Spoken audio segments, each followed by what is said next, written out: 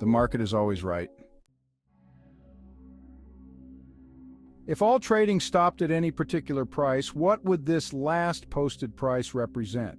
At the most fundamental level, this last price, or any current price, would represent the consensus belief about value relative to the future of all the traders who are in the market in that moment.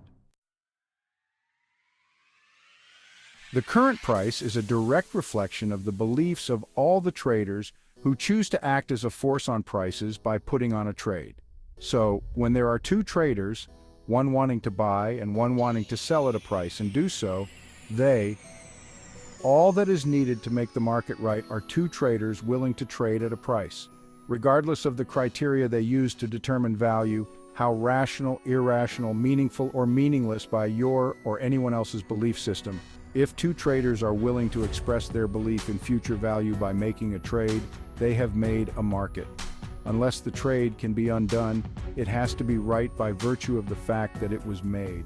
What you wanted, thought, believed, or expected is of no consequence in the overall scheme of things unless you can trade with enough volume to control the market and move prices in the direction you deem to be correct.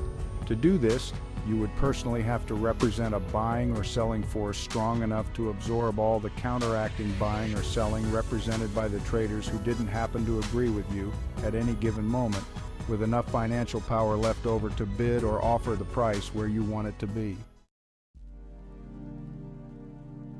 For an observer of market behavior, each trade that is made and the type of movement it creates in prices can tell you something about the consistency of the market and potential for movement in a direction. You can discern the meaning and put that meaning within some framework defining opportunity. Price movement creates opportunities to buy low and sell high, or vice versa, if you can perceive what is likely to be high and low relative to some point in the future. Movement in any given direction is equivalent to the amount of force that is being applied to create that movement.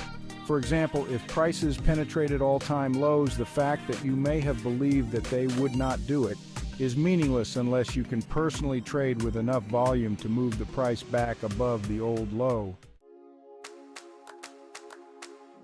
You have to consider that for prices to have penetrated all-time lows, there must have been more traders who believed that the current price was above what they considered to be of value, at least enough to where they believed the all-time low was a selling opportunity, or they would not have sold.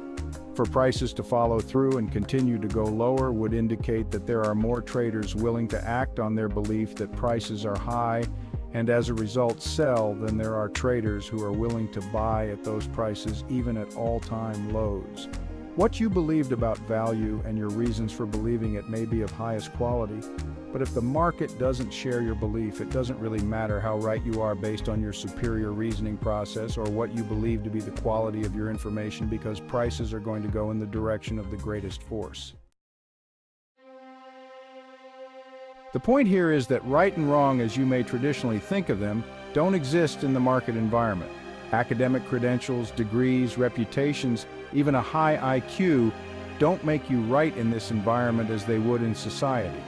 Traders, acting on their belief in the future by putting on a trade, are the only force that can act on prices to make them move.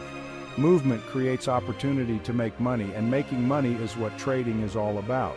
This is also true for the hedger trading to protect their position. Each individual trader will define what market condition represents enough of an opportunity to put on a trade for whatever reason suits him.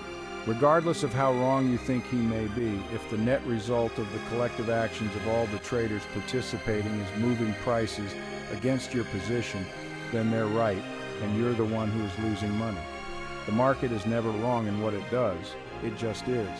Therefore, you as an individual trader interacting with the market, first as an observer to perceive opportunity, then as a participant executing a trade, contributing to the overall market behavior, have to confront an environment where only you can be wrong and it's never the other way around.